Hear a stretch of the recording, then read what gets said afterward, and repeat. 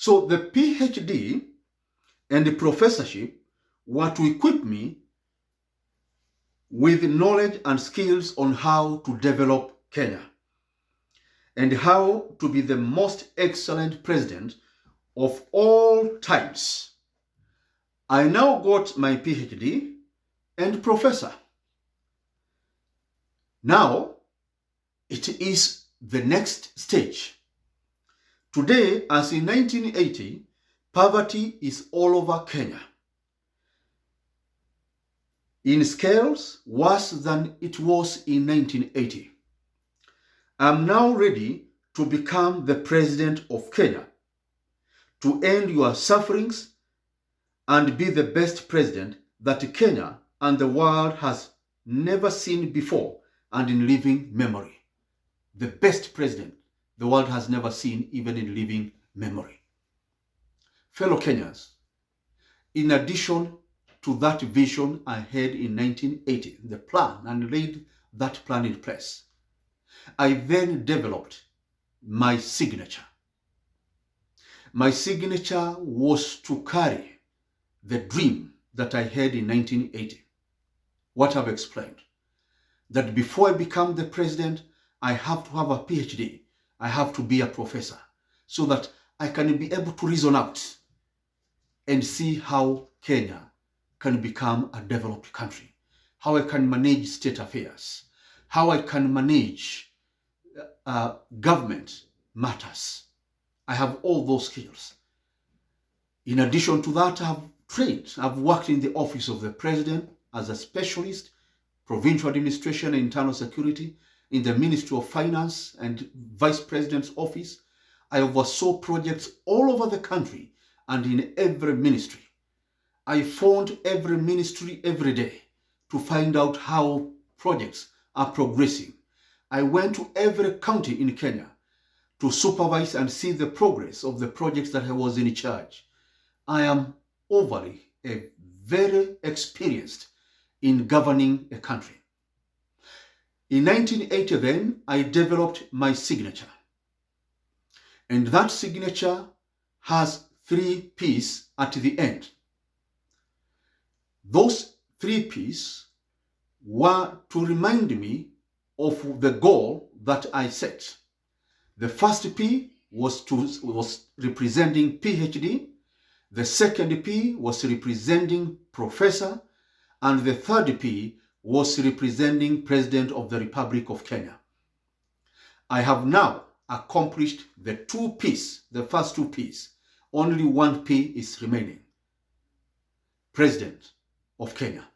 I have a PhD now. I have a professor. I'm a professor.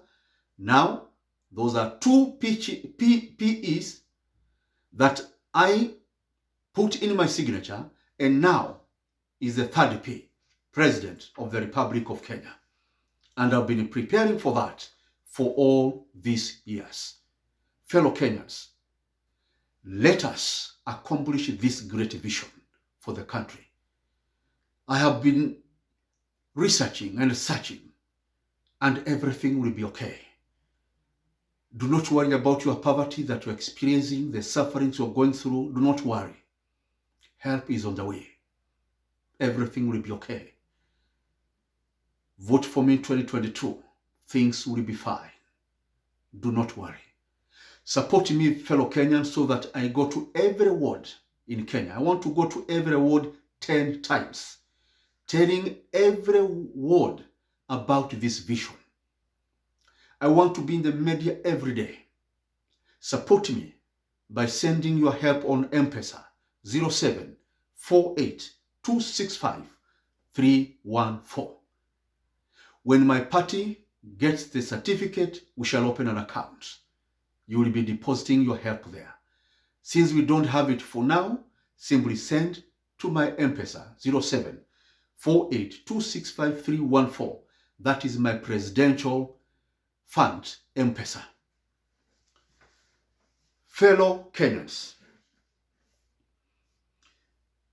I come with a messianic vision and zeal to make Kenya a great and mighty nation, To understand our situation in Kenya, there are some facts I need to highlight that the development, the growth, fellow Kenyans, and the prosperity and the end of poverty of any country is dependent upon Where is the main point to end these sufferings, unemployment, poverty, corruption, and all that?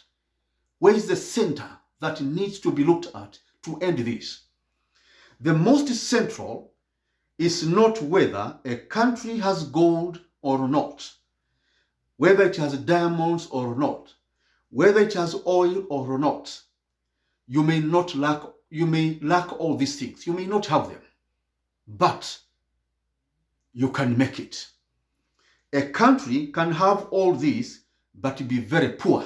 It may have gold, diamond, oil in large quantities, but it is very poor, like Nigeria, Democratic Republic of Congo, Zaire, Angola, Sierra Leone, and Mozambique shows. They are very wealthy in all these things, but they are very poor. They are, in fact, like DRC, among the last poorest countries in the world, yet it has the highest stock of minerals in the world. It's painful.